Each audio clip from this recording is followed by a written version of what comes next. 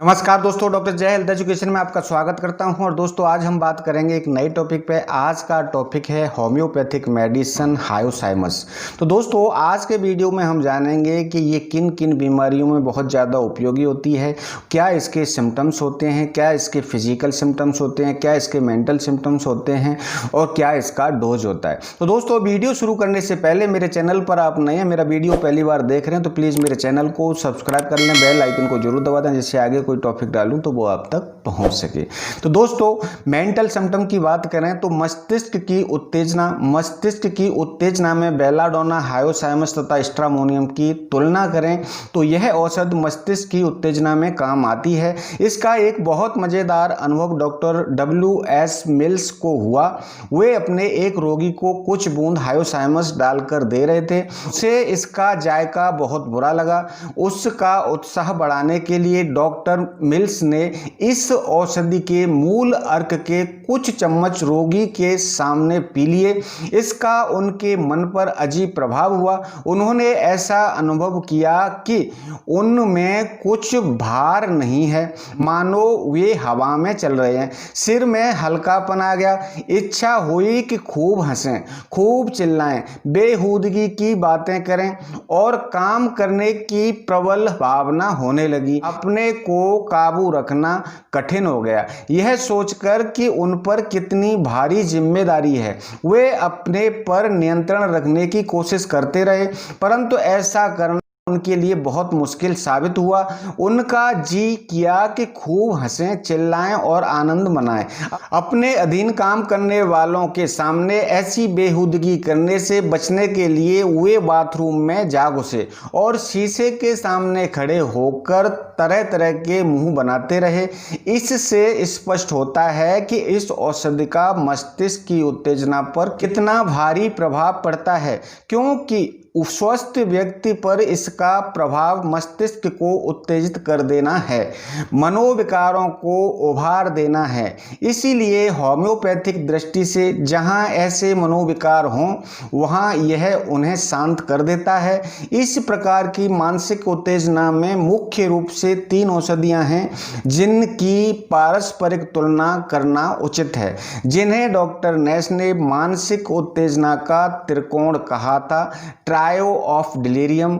ये तीनों हैं बेलाडोना, हायोसाइमस तथा स्ट्रामोनियम। बेलाडोना, हायोसाइमस तथा स्ट्रामोनियम की मस्तिष्क की उत्तेजना में तुलना। ये तीनों औषधियां मानसिक उन्माद डिलीरियम में काम आती हैं, इसलिए इन्हें उन्माद का त्रिकोण कहा जाता है, ट्रायो ऑफ डिलीरियम कहा जाता है। तो इन्हीं का वर्णन आज हम करने जा रहे हैं। बेलाडोना का उन्माद। किसी औषधि का इतना तेज उन्माद नहीं होता जितना बेलाडोना का है।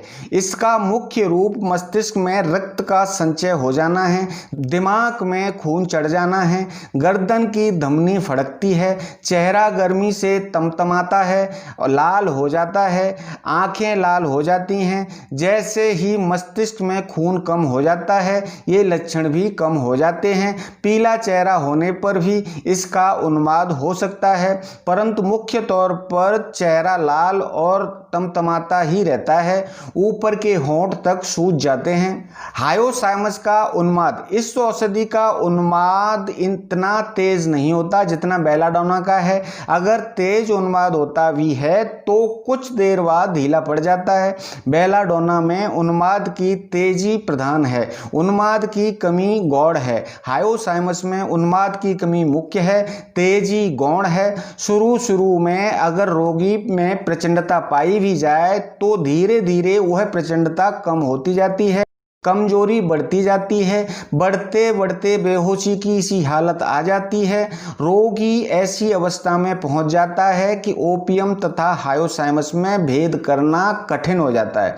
बेलाडोना का चेहरा लाल, हायोसाइमस का पीला धसा हुआ होता है। बेलाडोना का रोगी बलिष्ठ और हायोसाइमस का रोगी कमजोर होता है। हायोसाइमस में हल्का प्रलाप होता है, रोगी बुदबुदाता है और नींद में रहता है। स्ट्रामोनियम का उन्माद, यह भी उत्कृष्ट उन्माद की दवा है।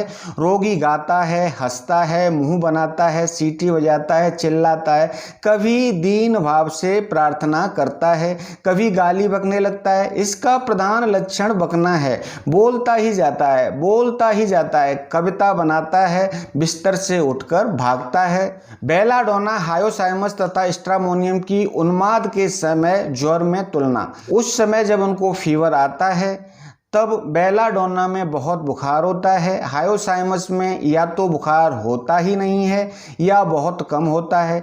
स्ट्रामोनियम में इन दोनों के बीच में है, न बहुत ज़्यादा न बहुत कम फीवर होता है। बेलाडोना हायोसाइमस तथा स्ट्रामोनियम की उन्माद के समय में हिंसात्मकता में तुलना करना। जब ये जो है बहुत ज़्यादा हिंसक हो जाते हैं, इन तीनों मेडिसिन की हिंसात्मकता की तुलना करें तो सबसे ज़्यादा हिंसात्मकता स्ट्रामोनियम में पाई जाती है, उसके बाद बेलाडोना में, और तीनों में सबसे कम हायोसाइमस में है। इन तीनों औषधियों की पागलपन में एक दूसरे के संबंध में यही स्थिति है।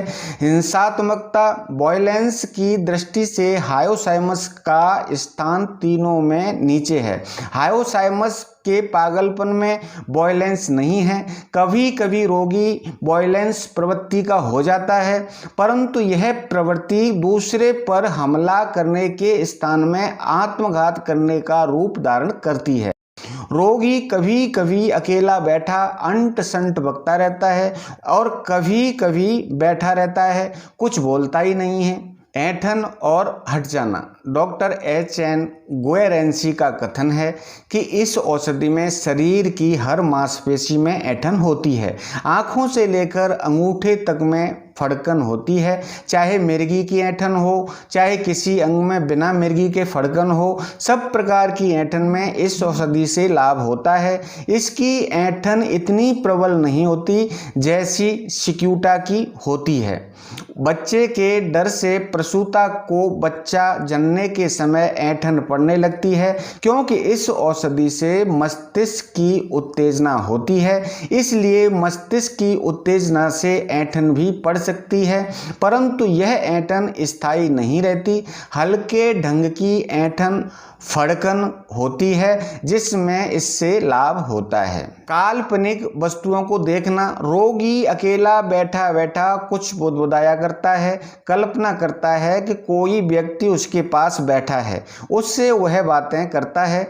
कभी कभी जो लोग मर गए हैं उनसे बतियाता है। अपनी मृत बहन को, मृत पत्नी को पास बैठाकर उससे बात करने लगता है। ऐसी बात करता है जैसे वे जीवित हों। कल्पना में उन वस्तुओं और व्यक्तियों को देखता है जिनकी कोई सत्यता नहीं होती है, जो अवास्तविक होती है, जो सच में होती ही नहीं है।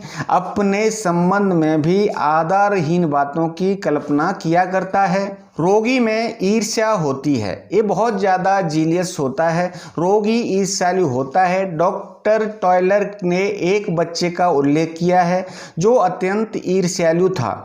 जिस व्यक्ति से उनकी बहन की सगाई हुई थी उसे देखकर वह जलता था। जब भी वह व्यक्ति घर आता था तो वह शरारतों पर आमदा हो जाता था, यहाँ तक कि पैंट में स्टूल पास कर देता था।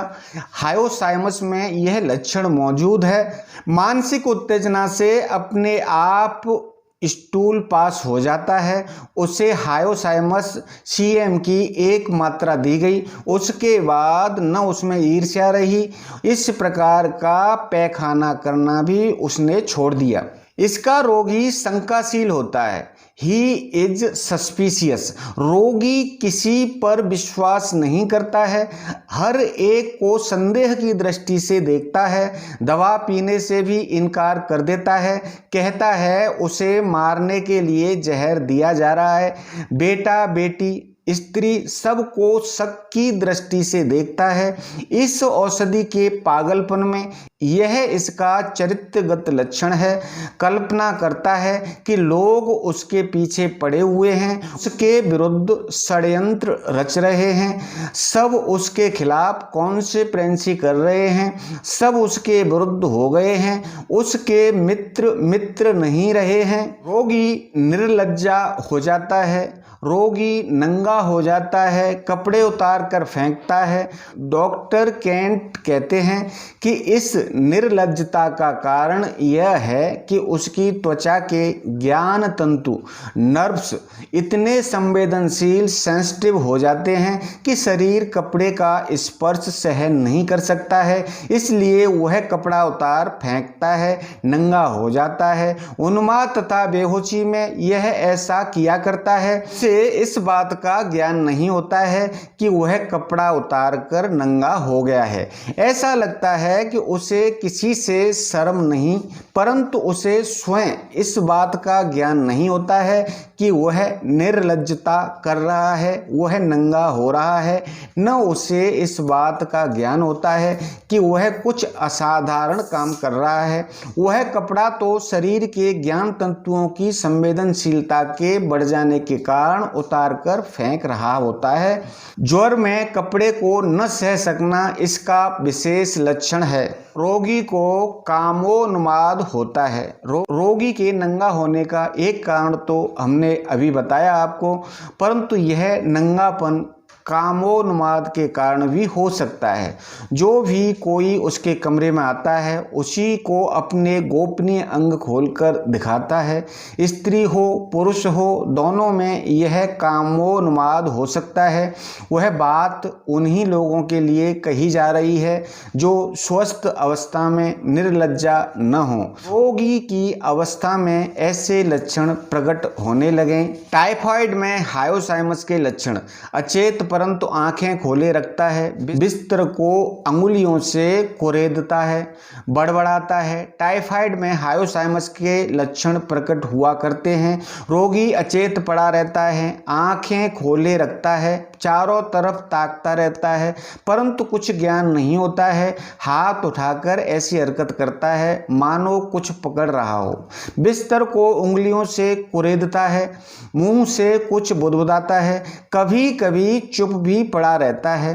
प्रश्न किए जाने पर उत्तर देता सो जाता है या अचेत हो जाता है। दांतों पर मैल जमा हो जाता है जैसे टाइफाइड में हुआ करता है। खसरा या चेचक में इस प्रकार के टाइफाइड के लक्षण मिलने पर इससे असीम लाभ होता है। ये बहुत ही अच्छे रिजल्ट देती है। लेटने से खांसी बढ़ना: रोगी के तालू की जिह्वा युवल्वा सूज जाती है, इसलिए जब वह लेटता है तब इसे टेटवे के तलवे में लगने से खुश्क खांसी उठने लगती है। लेटने से खांसी का बढ़ना इसका विशेष लक्षण है।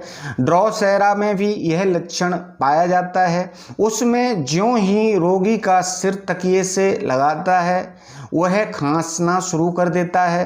रोगी का गला देख लेना चाहिए। अगर तालू की जिह्वा टेटवे की सूजन के कारण उसके तालू को स्पर्श से खांसी उठती हो तो हायोसाइमस लाभ देगा।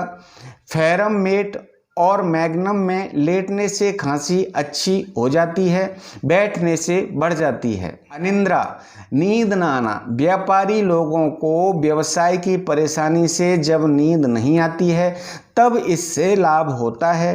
प्राय ये परेशानियां कल्पित होती हैं। इस औषधि में काल्पनिक बातों के कारण रोग हो जाने के लक्षण पर हम बता चुके हैं आपको। ये इस लक्षण में बहुत अच्छा काम करती है। अब मैं बात करूंगा इसकी डोज के बारे में। तो यहाँ मैं आपको इसकी 30 और 200 पोटेंसी यूज करने की सलाह देता हूँ। आप जो है 30 पोटेंसी यूज करना चाहते हैं तो आपके अंदर अंदर जब ये मेंटल फिजिकल सिम्टम्स मिल रहे हैं तो आप 30 पोटेंसी की 4-4 बूंद सुबह दोपहर शाम ले सकते हैं। 200 पोटेंसी को आप 4-4 बूंद सुबह शाम ले सकते हैं। दोस्तों इस संबंध में मेरे से कोई सलाह या सुझाव लेना चाहते हैं तो डिस्क्रिप्शन में मेरा व्हाट्सएप नंबर है, आप मेरे को व्हाट्सएप कर सकते हैं, मैं आपको रिप्लाई दूंगा। और दोस्तों आज का मेरा वीडियो आपको कैसा लगा, अच्छा लगा है तो लाइक करिए, फैमिली फ्रेंड्स को शेयर करिए और दोस्तों मेरे चैनल को सब्सक्राइब करिए, बेल आइकन को जरूर दबाइए जिससे आगे कोई टॉपिक डालूं तो वो आप तक पहुंच सके। तो दोस्तों अब लेता हूं विदा, मिलते हैं आगे किसी ऐसे वीडियो में, तब तक के लिए नमस्कार।